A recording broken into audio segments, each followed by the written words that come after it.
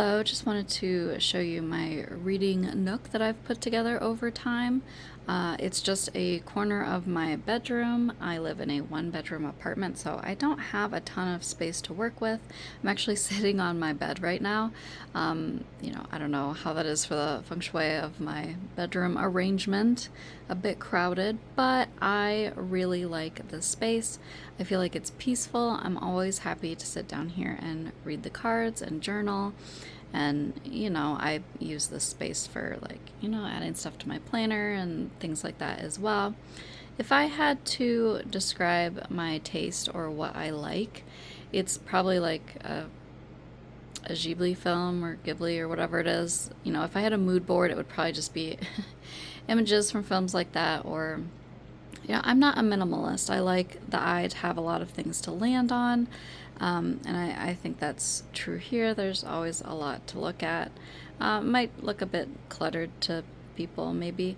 Also, I haven't spent a lot of money on this. Obviously, I don't have any large, solid pieces of furniture. I live up a couple flights of stairs with no elevator, and I'm not that strong, so I stick to what I can carry or flat pack, build furniture type stuff.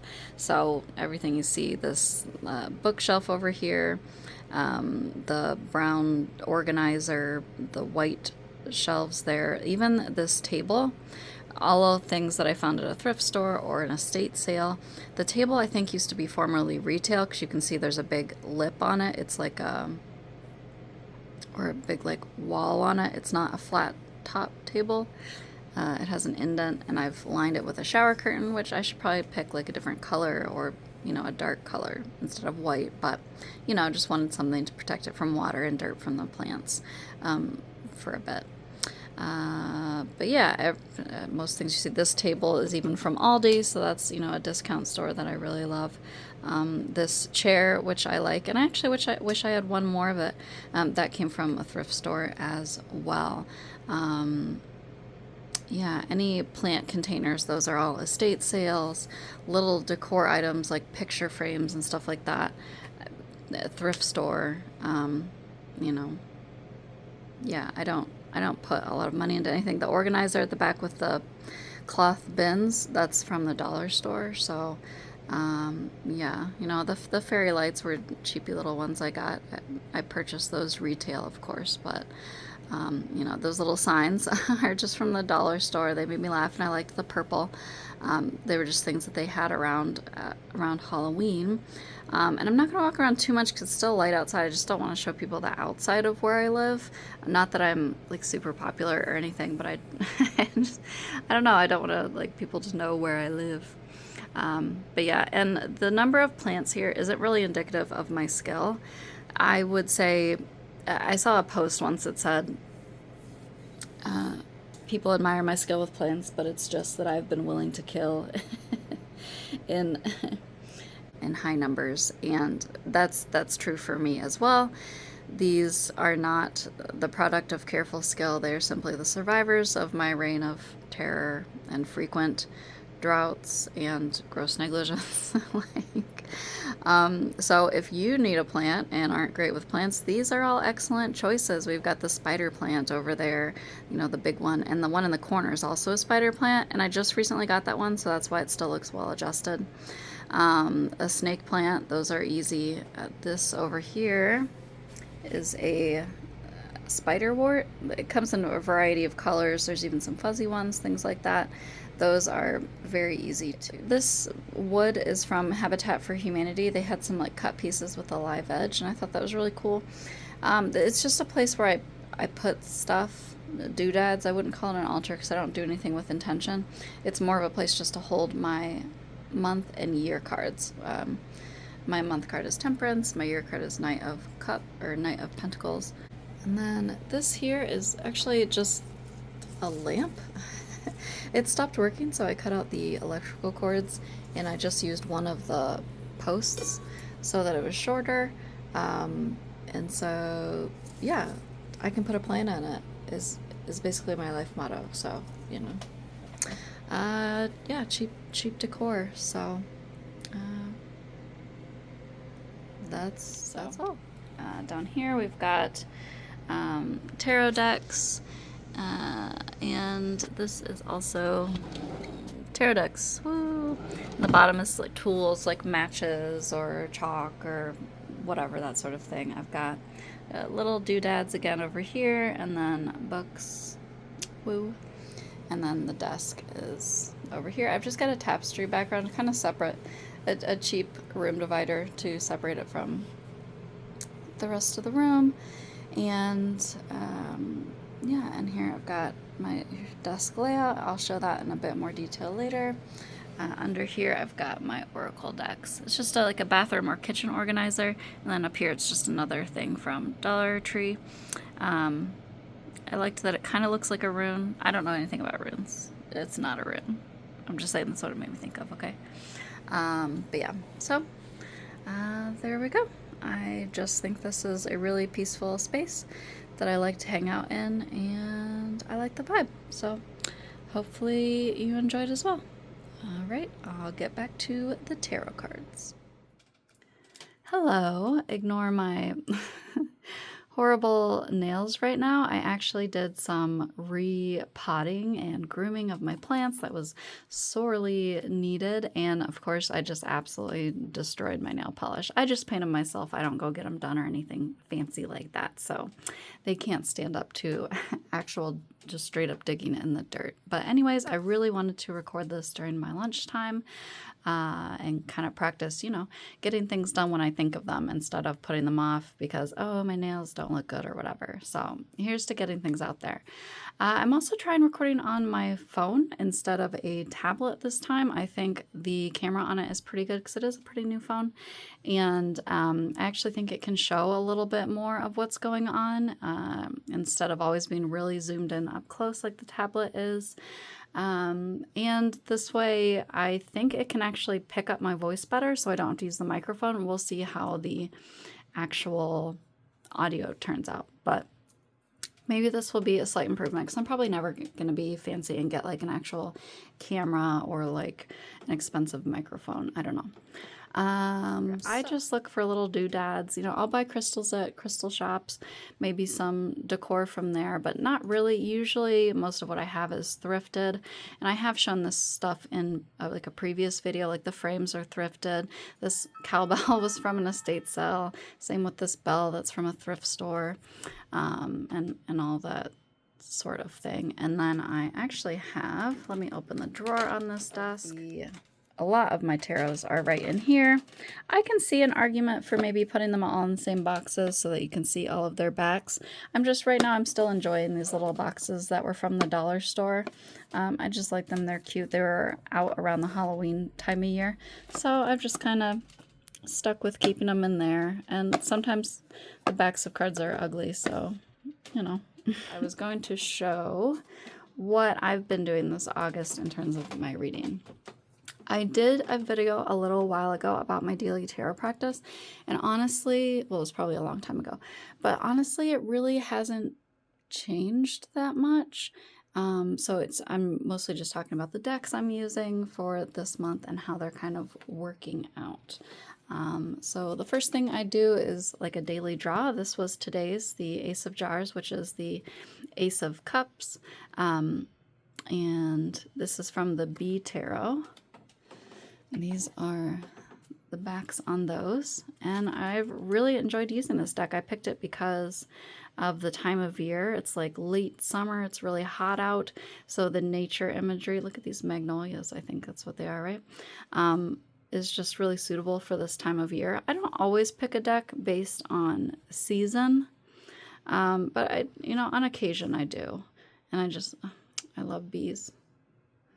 So obviously I couldn't resist this deck. And I love this sort of clutter. Again, sort of Ghibli-esque, where there's just a lot going on, a lot for your eye to land on. I just love this sort of aesthetic clutter. I'm not a minimalist. I can admire minimalism, but in cards, I like when a lot is going on, honestly. But yeah, I just think that was my card yesterday, and I just think this is so beautiful. lovely deck. And it is an RWS clone, so, you know, if you can read another RWS, you can read this one. So after I pull the daily card, I pull an oracle card as well. I'll have like a daily reader for that. What I do with that depends on what kind of oracle deck it is or how that deck tends to operate, because sometimes I feel as though it might not directly reflect on other cards. Like maybe it just has a spell for you to do that day or something for you to contemplate that day, or you know, maybe it goes really in depth on its own and is kind of self-contained. That's not the case for the one I have right now. So when I've been pulling from the Yogic path, I think it's called, I've been pulling it as an addendum to my daily card. So I'll be like, okay, you know, I got the Ace of Cups. What's an addendum to that energy from that card? Like maybe what's a little extra information that I should consider? This is a very beautiful deck as well. I like it quite a bit. This is actually one of the first oracles that I ever picked up when I started reading tarot. And when I first got it, I used it and I didn't connect that much with it. I think, you know, I was just newer then, and all of the cards were terms that I was unfamiliar with. So it just required a little bit additional attention that I maybe didn't put into it at the time, but I still thought it was very beautiful. And I'm glad I decided to start working with it again now, especially as I have started going to yoga a couple times a week. So sometimes the words are a little bit more familiar to me. And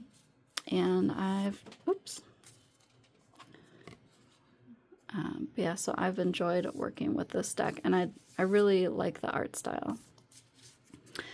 So my card from that one today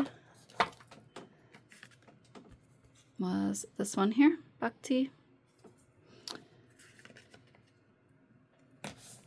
So I'll just show you what the guide, I think this is a really lovely guidebook. It's even got sprayed edges in the shape of a honeycomb, fancy.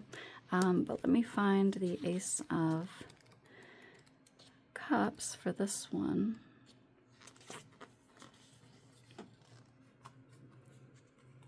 And they've got like full-size images on here, which I really like. It does take more space to store a deck like this because it doesn't come in a little tuck box with a little white book, but honestly, the art's really beautiful.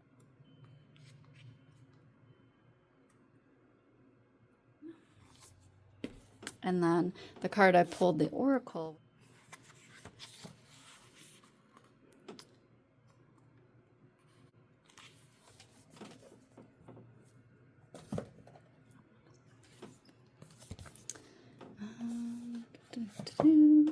And the other Oracle deck that I keep out is pretty much always the Season of the Witch, and I use the one from one Sabbath, if that's how you pronounce it, to the next. So I think the most recent one was Lammas. So I'm just going to use that until the next one. And I like them because they are seasonal.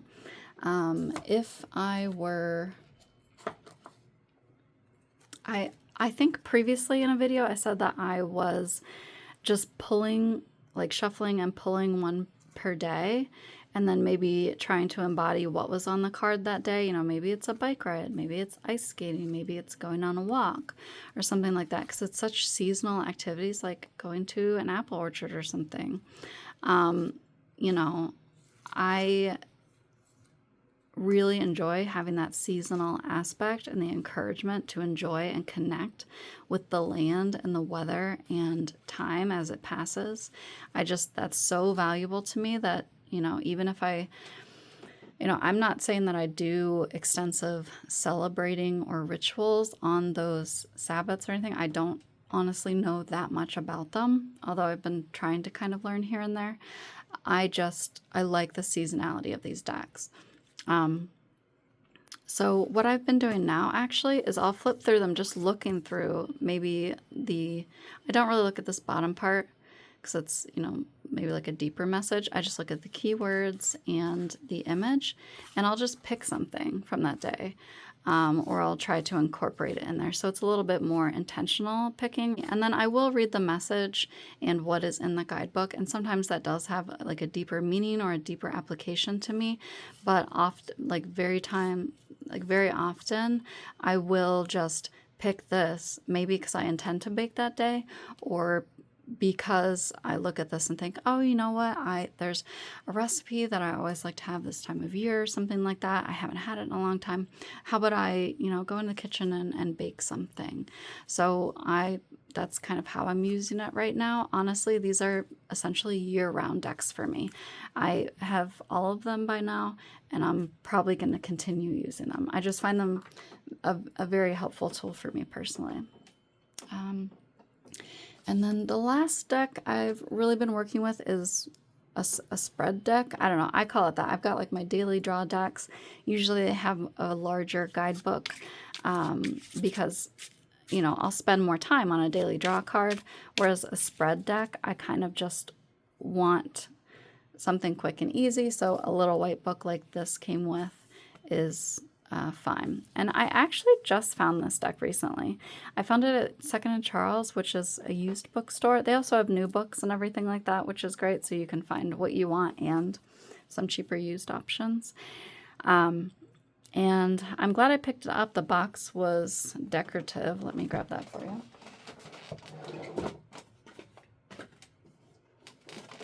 So luckily the box was pretty and I picked it up. And at first I thought, oh, well, it just says playing cards. Maybe it'll just be pretty, the backs of them will be intricate or something like that. But then when I flipped it over, I could see, oh, because this does look kind of like a normal playing card. But then I saw, oh, okay, Ace of Swords. So maybe this really is, a full tarot deck. And, it's only $17, so it's not a huge sunk cost for it. And you actually get 2 whole decks. So it's just different color variants. This is like the gold version, and then you've got a darker version as well, which I think they're both really beautiful. And yeah, it's like fully, it's fully it's fully illustrated, I should say. Quite pretty. It only has 52 cards though. So it doesn't have, I think what it's missing is maybe the knights, because if you think about it, a playing card deck has ace through 10, but then it only has jack, queen, king. So I don't know, I'm kind of inclined to interpret the jacks as pages maybe. And then queens and kings are as you would expect. And the way it's incorporated the majors is pretty clever, is it's just added them on to kind of a related minor card or a court card. And I thought that was really cool. So, for example, I think this is...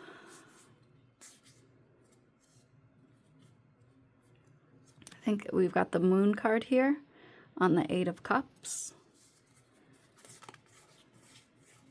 And I want to say this is the King of Swords and the Emperor. 10 of Cups and the Wheel. I'm going to set that one out. I think this is the Ace of Pentacles and the World. 5 of Pentacles and the Hierophant.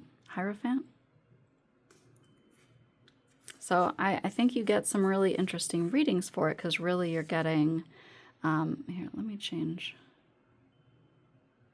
There we go. I think you're getting some really interesting readings for it. We've got the 6 of Wands and the Tower. And I haven't looked it up. I know that cards are often have like correspondences or associations with other cards. And, as always, that's on my to-do list to study, but I haven't gotten around to it. So it'll be interesting to look at what those traditional associations are and whether or not this deck is in line with those. But either way, I've enjoyed the readings that I get from it. And it does have some interesting illustration choices. Like this is the Six of Swords. Usually that image, a lot of times you'll see the actual swords. Like it'll have 6 swords in the boat. And so when I see the image drawn like this, I do immediately kind of focus on the bag, the pack there. So it makes me think about, oh, you know, instead of having the swords out and open, they're hidden away in this bag. And so a lot of times when I would see the Six of Swords, I kind of, the definition I think of first usually is, oh, you know, you've got some issues, you got some mental hangups, you got some baggage, but it is, you have put it on the boat and you are taking it with you, okay? So you've got some stuff going on, but you're going to continue making progress in your life regardless of those things, right? So when I see this image, it kind of alters that meaning a little bit for me to where it's like, okay, you know, I might have this baggage, I might have these issues, I'm going to put them away for now while I make progress in other areas of my life. So, you know, that could have some interesting changes in a reading for me. Or you could even look at this pack and think of the Fool, the Fool's package, right? So I don't know, it's been one that sparked my curiosity and my interest. So I've really enjoyed working with this deck. The spreads I do, I'm still kind of using that. It's just 365 Days of Tarot Spreads by Sasha Graham. And so I just lay one out and work through it. I hope you have a good day. Bye.